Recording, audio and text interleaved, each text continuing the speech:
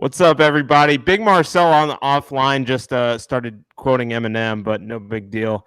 We are the breakdown here on the LoudMouth MMA podcast network. I'm your co-host Max Friedman, trademark MMA. The aforementioned Big Marcel rapping some Eminem lyrics prior to going on air. Coming at you all the way from the Netherlands. Big Marcel, how you doing tonight?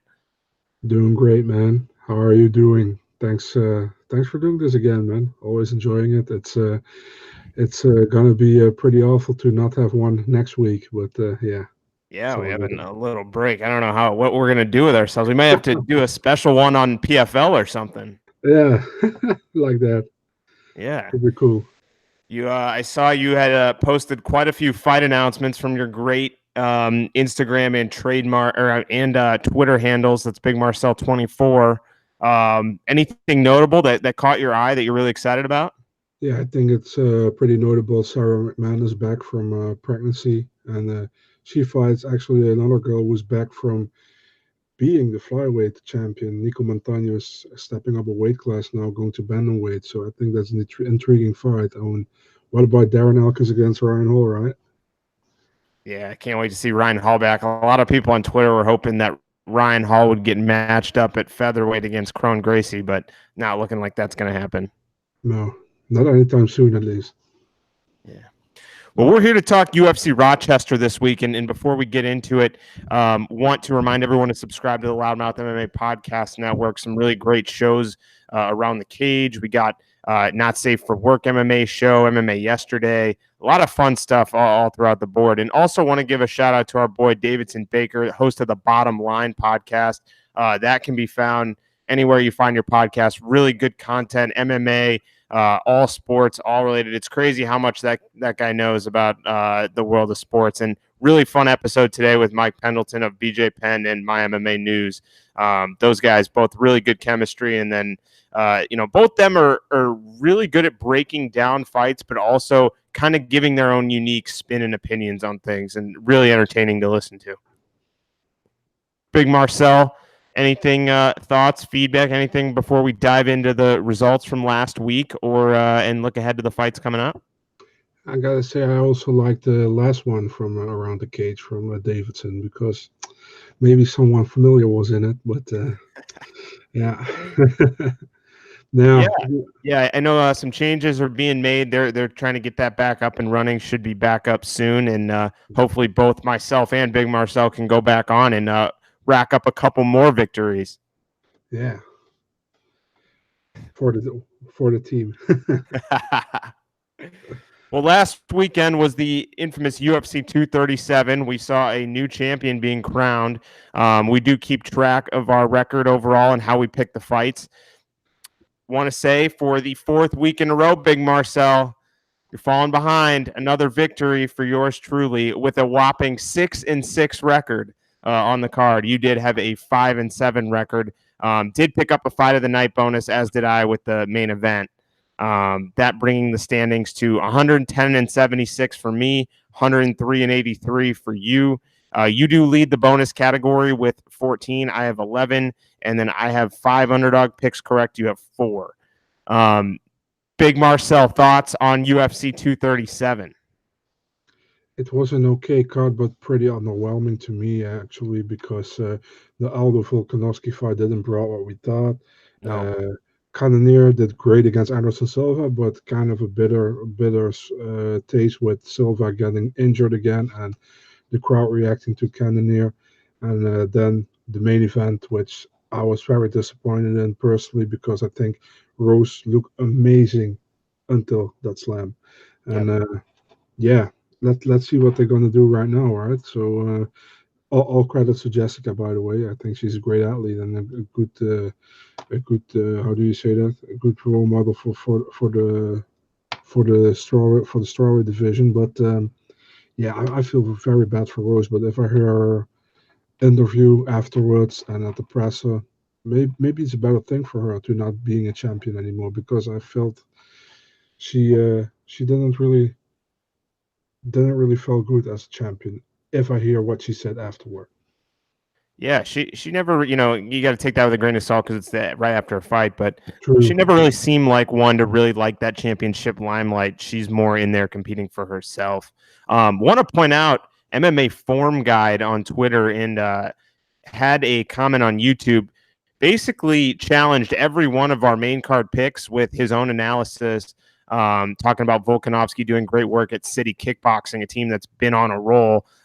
People sleeping on the power of Jared Cannonier, both in his hands and his legs, which, man, that proved to be something else, as well as one other pick we both missed. Who else was on that main card here that we lost on? So probably Alves. No, it was the main event. I think he picked Andrade as well. Okay. And man, his analysis was spot on, and really appreciated kind of him, giving us some comments and some feedback. So it was fun to talk with him, and appreciate it. I don't know his name, but MMA Form Guide, we appreciate you. Definitely. But let's look ahead to this weekend. We got another fight night coming up, and man, these seem like every week we have back and forth, back and forth.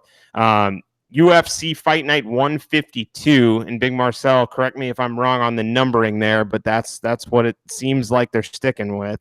Yes. That's coming at you May 18th, 2019, from the Blue Cross Arena in Rochester, New York. That's upstate. I believe it starts in the afternoon for us in the U.S., and everything can be on ESPN Plus here in the U.S. Big Marcel, what's that like for you over in the Netherlands? 11 p.m. preliminary card, 2 a.m. main card. You gonna stay up for the whole thing? For sure. It's not even a question, dude. I should have known better right when I asked it. I knew it wasn't. Too bad there isn't a Horizon card after that, but yeah. Guy's a savage over here. But let's go ahead, kick things off in the UFC featherweight division. Julio Arce is a sizable minus 570 favorite against Juicy J, Julian Erosa, plus 430 on the comeback there. And money has just been flocking in on Arce the whole time, going up from minus 350 all the way to minus 570. Really scrappy featherweight fight here. Possible war on our hands to open this thing up. Julian Erosa 0-2 in his second UFC stint. He's 1-3 overall in the UFC, badly in need of a win in this one. Arce, Team Tiger Schulman. I know, Big Marcel, you were very high on that team. Really enjoyed talking to those guys. Had two really great UFC performances, but is coming off his first UFC loss to Shaman Moraes. And I believe, Big Marcel, don't you have an interview with Julio Arce out there? Yeah, man. It's I've released that like 2 weeks ago, I think. Yeah. Yeah, everyone check that out. MMA DNA, all the great work my illustrious co-host does, and some really great interview clips too. And I believe you interviewed a couple guys on that team, didn't you? I interviewed Julio and Shane Burgos. Shane Burgos, yeah. All right, Big Marcel. Enough blabbing by me. How do you see this? How do you see this fight going down to kick things off? Yeah, man. I think Julio Arce he's a great all-around fighter, man. I mean, maybe his first fight is maybe now the most significant one he had in the UFC against Dan Ige, like how Dan Ige does now in the UFC. He dominated that fight. Yeah, man. But the stand-up, he prevented all takedowns, and he dominated that fight.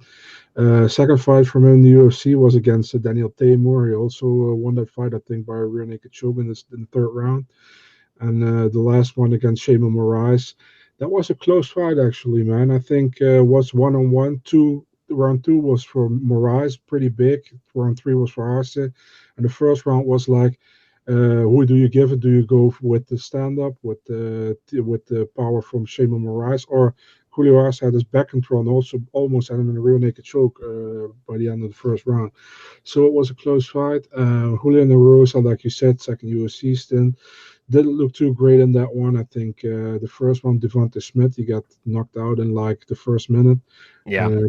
And Grant Dawson was a decision, but it was pretty obvious Grant Dawson won that fight. So putting all things together and going with Julio Arce winning this one by TKO in the second round. I'm going to go with Arce, unanimous decision. Agree with everything you said. I think he's a very talented featherweight, really well-rounded. And I can't see Julian Erosa solving that. And Team Tiger Schulman, just loads of lightweight, featherweight, and bantamweight talent in that gym. So I think he's got some great bodies to train with.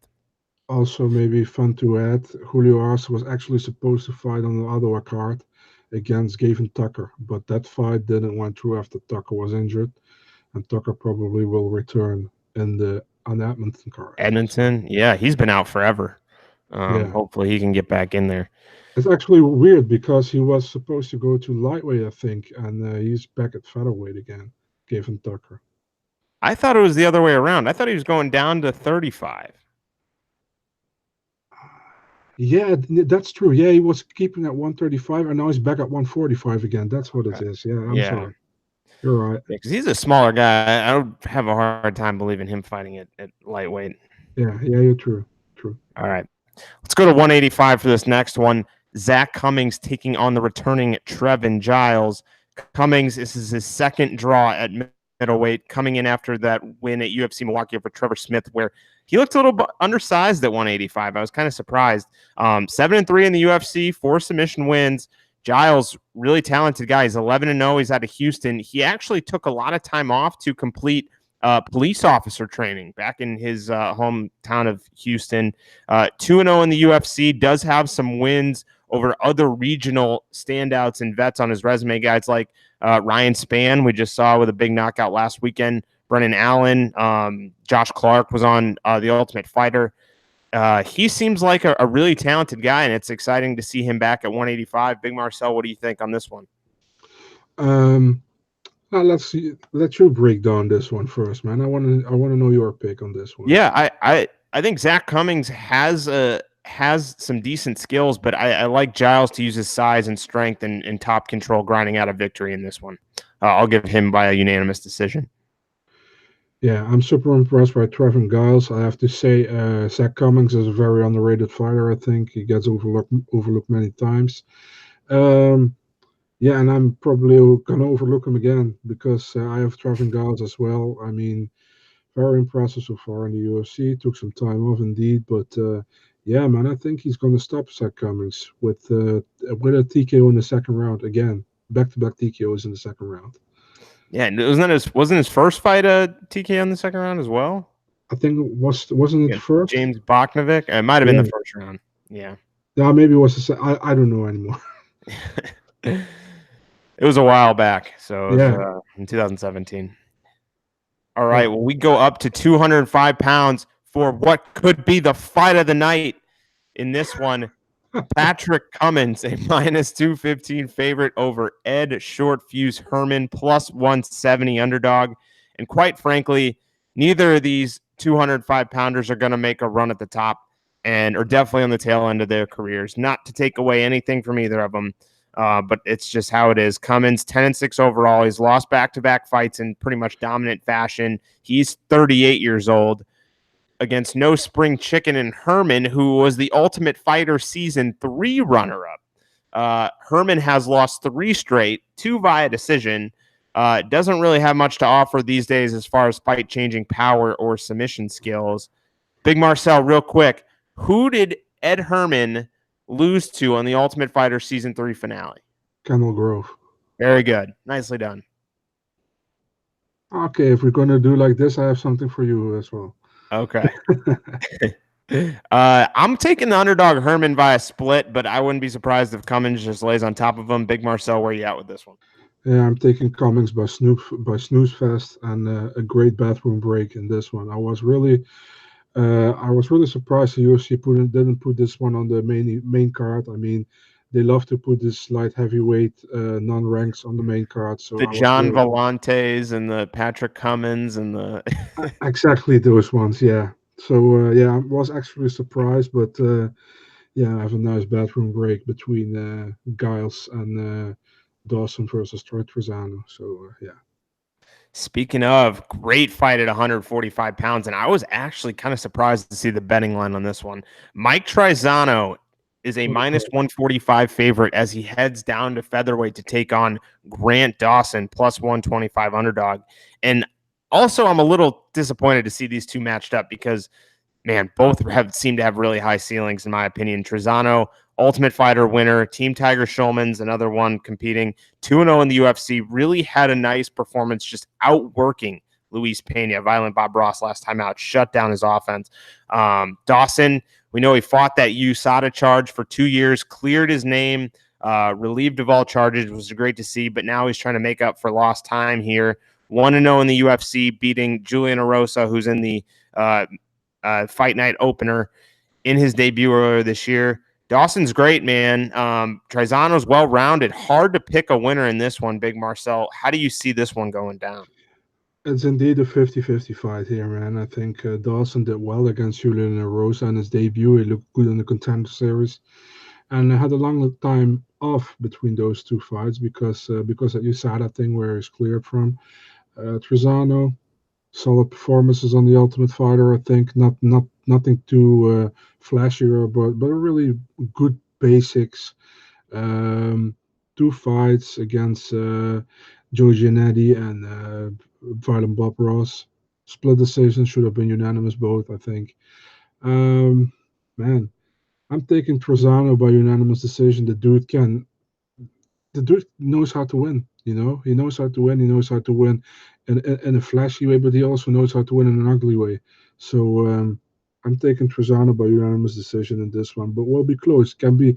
I don't hope for a split decision again because then he would have 3 split decisions behind his name, and then it would be like John Vellante-esque. So yeah. The king of the split decision, John Vellante. Man, I actually was surprised that Dawson was not the favorite, slight favorite in this one, just given the kind of the hype and more dominant performances he's had in front of UFC brass. But Trizano, I'm with you. He finds a ways to win. He puts together nice game plans. He's really well-rounded. He has a great gas tank. I think he gets it done. Decision as well. But I am going to say it's a split, not a unanimous, but I'm with you. I would hope that it does end up with a unanimous decision and the winner is granted, but I'm taking Trezano as well. Moving things along, we go to the welterweight division, and this is an interesting fight. Danny Roberts, Hot Chocolate, minus 240 favorite against Michel Pereira, a plus 180 underdog. 16-4 overall is Roberts, 5-3 in the UFC. He's usually in exciting fights, coming off a loss to Claudio Silva. Meanwhile, Michel Pereira, UFC newcomer, Demioli Dor, I hope I pronounced that right, 22-9. He is a 26-year-old Brazilian. He is 1-2 straight and 6-1 with 2 no contests in his last 9. Most known for his highlight reel more than anything, Big Marcel. What's going on with this one? First, I want to tell you I don't agree, by the way, with the loss from Danny Roberts. He never tapped. Oh, you don't think he did? You don't think he had the verbal tap? No, I think the sound, what the referee heard, that was from his opponent, not from him. I didn't realize that. Yeah, that's really what I think, because you don't see his lips move, and you see Claudio Silva's lips move. So I don't think that was the right decision. That said, I think Danny Roberts has faced some much more tougher competition so far than Michel Pereira did. And against a tougher competition, Pereira didn't do that well, in my opinion. So based on that, I only saw his highlight reels, and that's of course promising. But you gotta watch the whole picture, I think. And if I look at the whole picture, I think Danny Roberts is much more all round, and I see Danny Roberts winning this one probably by submission in the second round.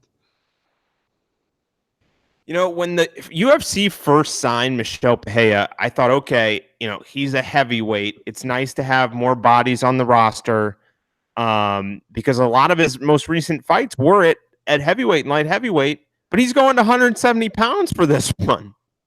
And quite frankly, I think there are 20 plus I could name off the top of my head of better up-and-coming mixed martial arts talents that I'd rather see in the UFC right now at this point. Roberts, I think, outstrikes him. And he usually outstrikes most of his opponents on the feet, and I think he's going to do that here against Michel Pereira and get that TKO maybe in the second or third round. Interesting line on this next one. Des Green, the Predator Toon on Twitter. Not sure what that means, but he takes on the former TKO lightweight and featherweight champion Charles Jourdain, making his UFC debut. And Des Green is a minus 550 favorite against the newcomer Jourdain, who is plus 425. Air Jourdain, as he's known as, 9-1, winner of 5 straight. He's only 23 years old, and he trains out of Montreal, Quebec, Canada. A lot of potential, and I was glad to see the UFC snatch him up once his TKO contract expired. I know that promotion has a little bit of baggage when it comes to letting their fighters out of their contracts and things like that. I probably would have slated him on the Contender Series first, but nonetheless, here he is, UFC debut opposite Desmond Green, who is somehow 29 years old, even though he's a 30-fight vet and coming off an awesome first-round TKO over Ross Pearson. 3-3 in the UFC thus far, although we know the quality of opposition he's had. Big Marcel, we got a newcomer sounding the upset alarm, or we got the established guy getting it done for Hard Knocks 365? Yeah, man. I mean, Charles Jourdain, he is very good at the TKO. He got the 2 belts there. He won the lightweight belt, I think, recently. It was interim belt against Damian Lapilus, which is the brother of Taylor, who fought in the UFC. Des Green. Double Impact. Great Yeah, nickname. yeah, I love it as well. Des Green in his hometown, very all-round fighter. I think had some bad luck with his matchups, being how do you say it, uncontroversial decision losses. Did look good in his last fight, finish against Ross Pearson. Yeah, I'm taking Des Green over Charles Jourdain to win by, let's say, unanimous decision in front of his home crowd. Yeah, I like Green to get it done via unanimous decision as well in front of his home crowd. He is an upstate New York guy. I believe he's from Buffalo, so very close by. Actually, you know what? I think he's actually closer to Rochester. I think Buffalo was his UFC debut, and that was the only time he was close to home. Headlining the prelims on ESPN Plus, we got a battle at 135. The number 6 ranked Aspen Ladd, a sizable minus 285 favorite, against Sajari Eubanks, who is plus 225. Eubanks is not even ranked at 125 anymore, and I'm not really sure why, because this is her first fight moving up. Yeah, because she's to 135, and that's why they took her out of 125 ranking. Huh. Interesting. Usually, but you look at Cowboy Cerrone and Anthony Pettis, the guys that go back and forth, they're still in, the other divisions rankings, I guess. Luke Rockhold is still in the middleweight ranked. Yeah. Very inconsistent, those UFC rankings. Nonetheless, these two fought in Invicta in 2017 and about that Aspen Ladd comfortably won by a unanimous decision. Sajara Eubanks, former Ultimate Fighter finalist at flyweight, so much trouble making the weight, though. So she's going up and gets probably one of the toughest matchups she could get in the division. She is coming off back-to-back wins, though. But Aspen Ladd, talk about some serious potential. Big Marcel, what do you think about Aspen Ladd first? And then I want to hear your breakdown of the fight. Aspen Ladd got robbed of a contenders fight against Holly Holm. Yeah. I mean, they took Holm off a fight for making. They wanted to do Holm against Nunez, I think, at the Brazil card from last week, and that didn't come to fruition because Nunez was still injured or something. And that fight should have been go through Holm against Ladd. Now they have Holm against Nunez on the July card, on the International Fight Week card. But Ladd got robbed, man, from an opportunity to fight for a title anytime soon. And now she's drawing Eubanks. I'm pretty high on Aspen Ladd. I think she does great. She looked amazing against Tonya Evinger, man. I mean, such a veteran, and she put her away pretty much with ease. With ease, yeah. Thanks for filling me in, man. With ease. So you want to have my pick now? I'll give you my pick. Aspen Ladd TKO with dominant top control and ground and pound. Yeah, man, I'm with you there. I mean, Sajara Eubanks, she looked good at flyweight, man, but now those 10 pounds extra. I mean, she doesn't have a size advantage anymore at 135, and I think Aspen Ladd will put her away as well. TKO in the second round. You got a lot of the same picks thus far, Big Marcel. Yeah, man, you should go for more underdogs. I mean, you are already 5 in front of me, so just kidding, man. Maybe I will. Moving things along, we got kicking off the main card here, a fight at 155 pounds. Davi Hamosh on an absolute tear as of late. He is a minus 450 favorite against the UFC debuting Austin Hubbard, the former LFA lightweight champion. He is 27 years old on a 3-fight win streak and coming off a late TKO of the previously unbeaten Keelis Mota. 10-2 overall is Hubbard. Meanwhile, Davi Hamos, absolute hulk of a man, and he's a short, stocky, just ball of muscle. 32 years old. Since dropping his UFC debut at welterweight, he's won 3 straight at 155 pounds, all by rear naked choke. I mean, what does Davi Hamos need to do to get a bigger fight at lightweight? I don't know, man. There are some guys who don't get it. I mean, there are more deserving fighters at 155 and 170 who deserve maybe ranked guys, but they just don't get it for some reason. And I don't know what's up with that, but yeah, I hope he gets something soon. All right. Yeah, Vicente Luque, another guy on this card as well, comes to mind when you think about guys who should be getting higher ranked opponents. Definitely, man. Definitely, I agree. How you see this one going, Big Marcel? Yeah, man. I mean, Austin Hubbard, he's a solid fighter, man. We saw in LFA, but dude, Davi Ramos, how can you pick against him right now? You know, he has solid Brazilian Jiu-Jitsu. He's good on his feet as well. I think Hubbard this is a really tough debut, man, in the UFC. I mean, I don't understand the matchup. I think maybe Hubbard proves me wrong, but I have to go with Ramos submission first round, man. I have the exact same pick, submission in the first round. Hubbard's tough, and I listened to an interview with him and John Hionco, JHK MMA, and he had a really great mentality. He said they called him, they said Davi Hamos is the opponent, and he was like, yeah, I'm gonna have to fight the toughest of the tough eventually. Why not go now? You know, who's to say I can't beat this guy? I just beat an 11-0 Brazilian as well. Okay. Another fight at lightweight, which absolutely makes no sense to me, is Charles Oliveira, the number 14 ranked lightweight, taking on Nick Lentz. This is a trilogy fight. Yeah. Charles Oliveira is a minus 350 favorite, and rightfully so. Nick Lentz plus 260. I mean, I get Oliveira probably having some trouble finding opponents. But why does he take this fight against a guy he absolutely dominated last time out? Big Marcel, like I'm gonna lose my cool if I keep talking about this fight. Take it away. Break this thing down. Charles Oliveira submission, second round, done. Next fight.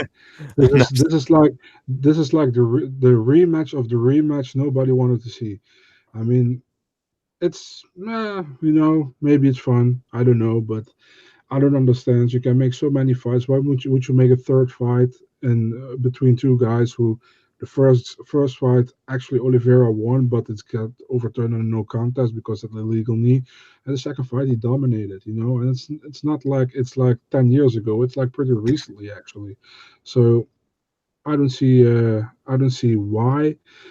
Does Lance have a chance? Of course, always. Everybody can have a chance, but I go with Oliveira here. Second round submission. Yeah, I mean, Lentz on a nice little run going up to lightweight. He's 5-2, but is coming off back-to-back wins. But I think Charles Oliveira's management just wants him to be the absolute all-time submissions leader in UFC history, which he is, and then build so much of a lead between him and the next person that no one's going to catch that record. Yeah, indeed. Yeah. He's got 4 straight wins via choke, 5 of 6 via choke. And, man, he was awfully close to getting Paul Felder as well. So that could have been 6 of 6. Just so crafty. I think he snatches limbs better than pretty much anyone in the UFC. He's going to submit Nick Lentz fairly easily, I will say, late first round. All right. We got a fight at 145 pounds on the women's side in a division that has so many contenders, right, Big Marcel? Damn. 2 of 6. They're actually signing like 2-0 fighters or 3-1 fighters for this division right now. So, yeah. So Megan Anderson makes her third UFC appearance in this one. She is a minus 150 favorite against Felicia Spencer, former Invicta featherweight champion, undefeated at 6-0 and 28 years old, 4 finishes on those record. She is a plus 130 underdog. Anderson, meanwhile, 8-3 overall, 1-1 in the UFC, coming off a TKO win over Kat Zingano when the point of her toe on when she threw a kick caused an eye injury.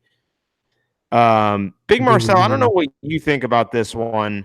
I thought Zingano was in no position to complain on a fight after that win for Anderson. I think it was a bona fide TKO win. I mean, how are you gonna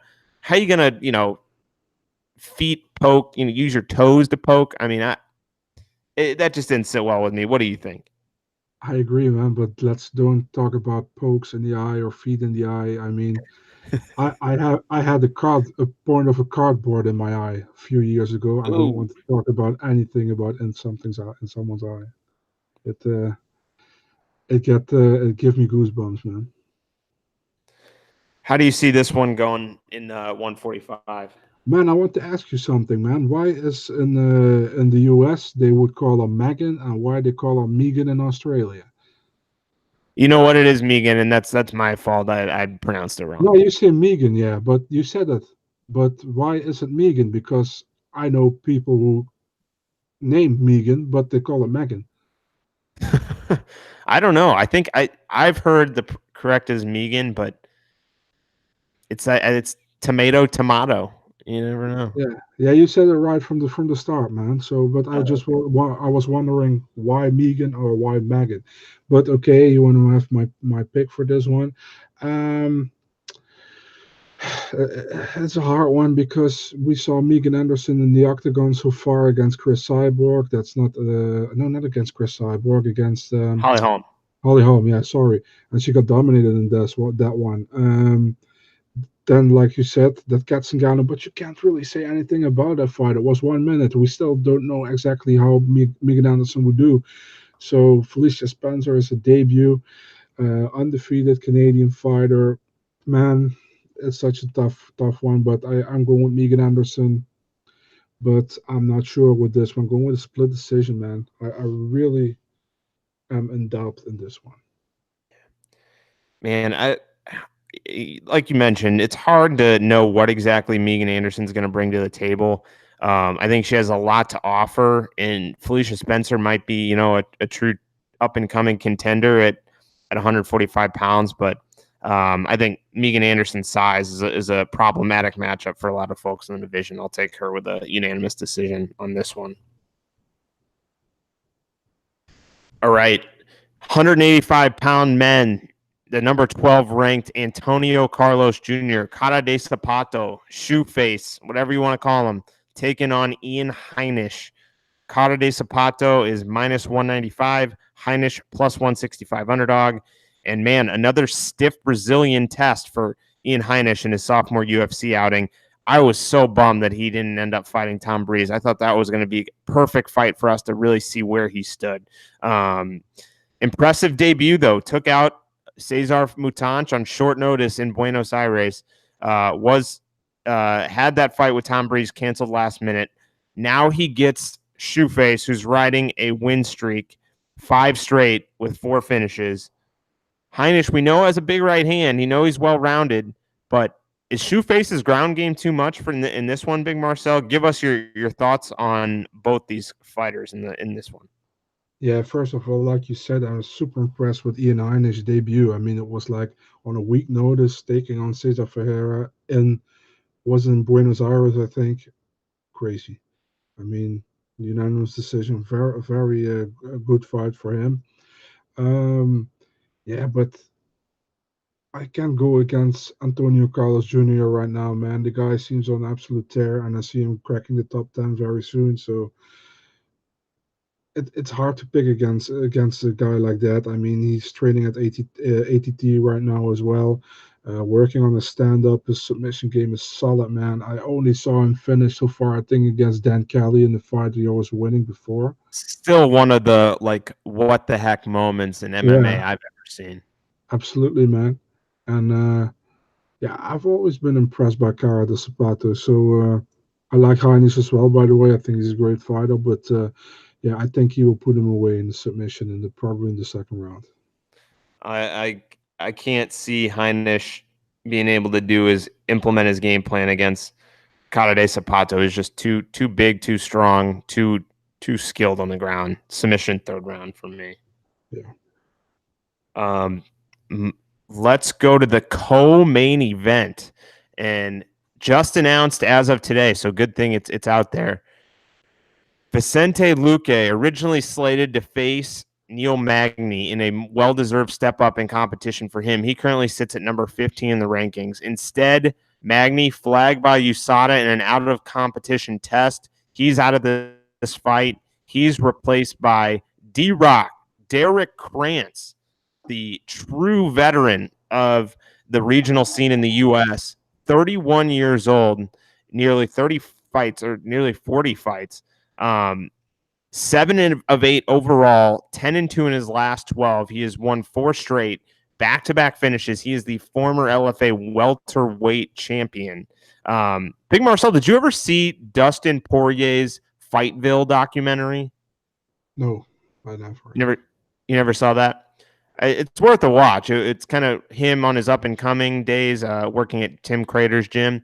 But one of the guys he fights in the documentary is Derek Krantz. I thought that's always what I'll think of Derek Krantz on. Okay. Vicente Luque, absolute stud. 8-2 in the UFC, 8 finishes, continues to put on flawless performances. The fight of the year candidate earlier this year with Brian Barberina. Big Marcel, tell us what you think about Derek Krantz first, and then I want to hear your breakdown of the fight. Derek Krantz is a good fighter, man, but yeah, I mean, if he wins this one, it can be probably upset of the year. I think right now with the hype Vicente Luque has behind him, the deserving hype. I think Derek Krantz is on a nice streak since his loss against Nakashima and LFA, former Legacy champion, former LFA champion.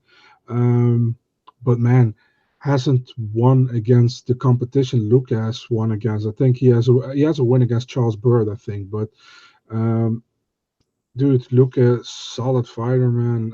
On the ground, on the stand up, a contender, a future contender in the welterweight division. And it sucks for Luke. He doesn't get to fight Magny, but it's a great opportunity for Krantz to get in the UFC. He was actually supposed to be on the contender series. So good. I think with this fight, he's in the UFC, but he's not going to win this one, man. I mean, Vicente Luque probably would by.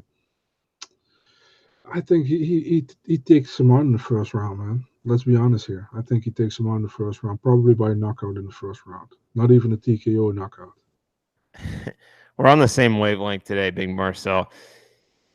Vicente Luque is finding ways to finish, and if you watch his last few fights, he has been starting fast and throwing heavy leather early. I think he knocks him out in the first round, man. He's just on another level right now, and just an absolute stud in the division. Really think he can make a run towards the top. Same thing, but Derek Krantz, he's in the UFC now. Doesn't have to compete on the contender series. He's in. So smart career move, and who knows, anything can happen on fight day. Maybe he finds a way to get it done and shocks the world there, but we'll see. Yeah. All right. It's time. Main event of the evening. 5 rounds in the UFC's welterweight division. I almost said lightweight because both these guys competed at lightweight many times in their UFC career. Kevin Lee. Champion there. Yeah. The number 7 ranked lightweight, Kevin Lee. They haven't taken him out of the rankings, Big Marcel. What's the deal there? Why Sarge Eubanks getting taken out? I think because he said he wasn't done with lightweight, and Eubanks and Nico Montano both said they were done with flyweight. So maybe that's the reason. I don't know. Oh. Big Marcel just dropping knowledge over here. Kevin Lee takes on the former UFC lightweight champion, Rafael Dos Anjos, currently the number 3 ranked welterweight. And you know what, Big Marcel, I kind of had to do a double take when I saw Rafael Dos Anjos is ranked number 3 at welterweight because he's coming off 2 straight losses, bad losses, but it's to Colby Covington, who's the interim champion, and Kamaru Usman, who is the champion of the division. So I guess it makes sense. It does make sense. Yeah, I agree. Yeah. Glad to see Motown Phenom go up because he's hulking 155. It really made me uncomfortable to see him killing himself to make the lightweight. RDA, though, not the biggest welterweight on the roster. It's really a good test up at welterweight for Kevin Lee. Bread and Butter's wrestling, so strong on top, does a great job getting the back. RDA, tough losses, badly needs a win here. Big Marcel, main event of the evening. And I do want to point out, Kevin Lee originally was the favorite, minus 125. Now he's a slight underdog at plus 105. Rafael Dos Anjos has jumped from plus 100 to minus 120. Yeah. Okay. Man, when this fight was announced, I immediately had in mind who I pick. I immediately was sure who I was going to pick in this one, and you can guess who it was. I'm going to guess you're taking Kevin Lee with his wrestling via unanimous decision. You can do the podcast alone next time, I mean, if you know exactly what I'm going to say. Man, you know me too well, right? It's actually crazy. Just because I know doesn't mean all our listeners don't know Big Marcel. Come on now. Yeah, true. By the way, against who did Rafael Dos Anjos made his UFC debut? And don't look it up.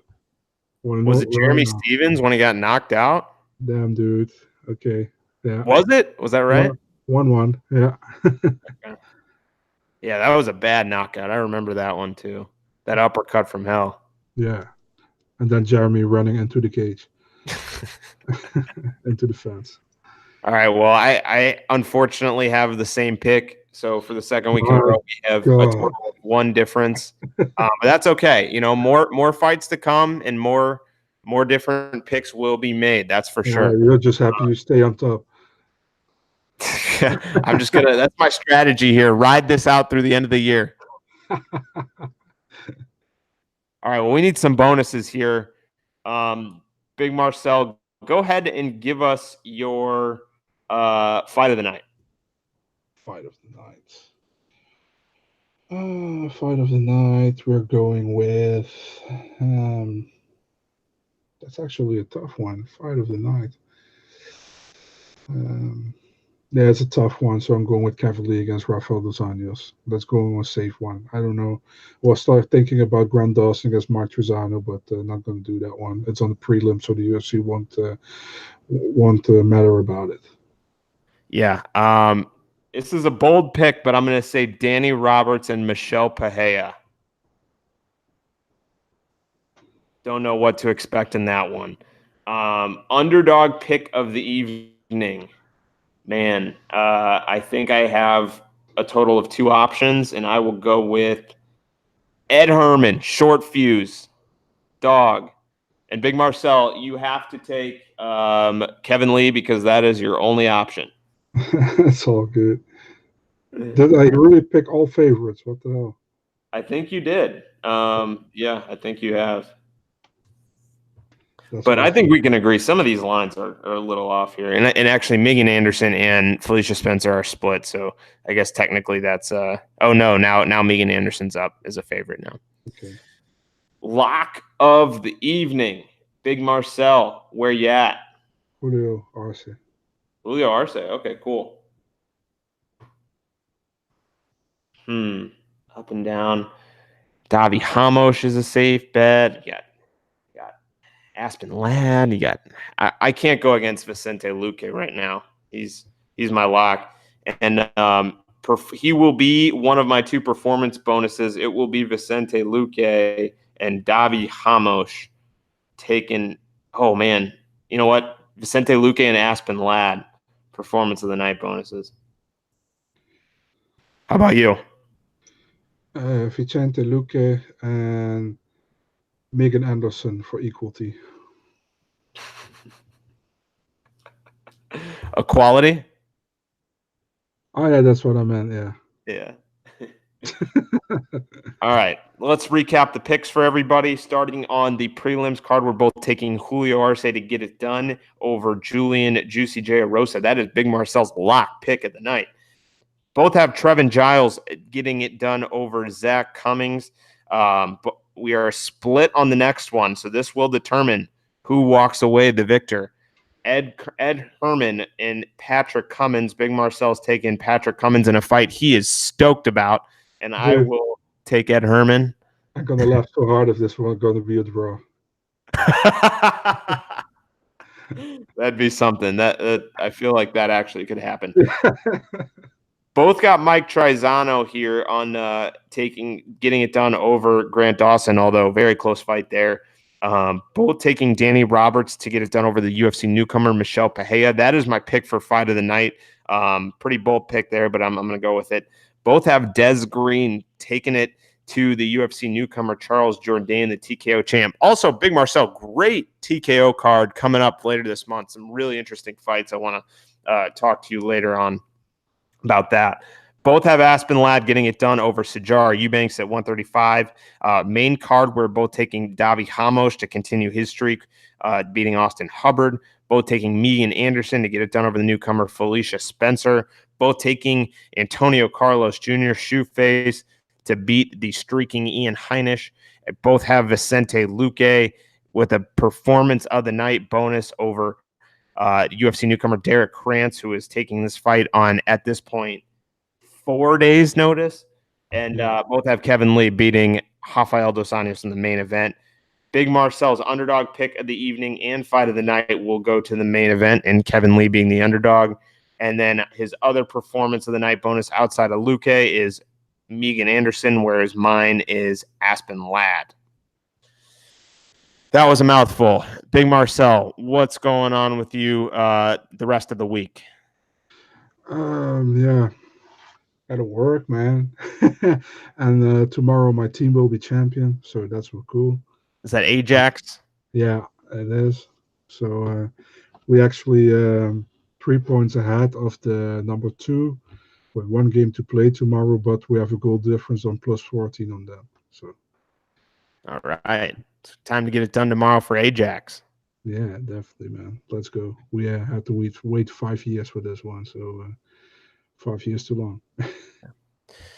You can find the breakdown in the LoudMouth MMA podcast network wherever you get your podcasts. Want to make sure you click subscribe and follow all along. We got some great content coming out. We will be back in 2 weeks to break down UFC Stockholm European card over there for Big Marcel. Hopefully it won't be too late.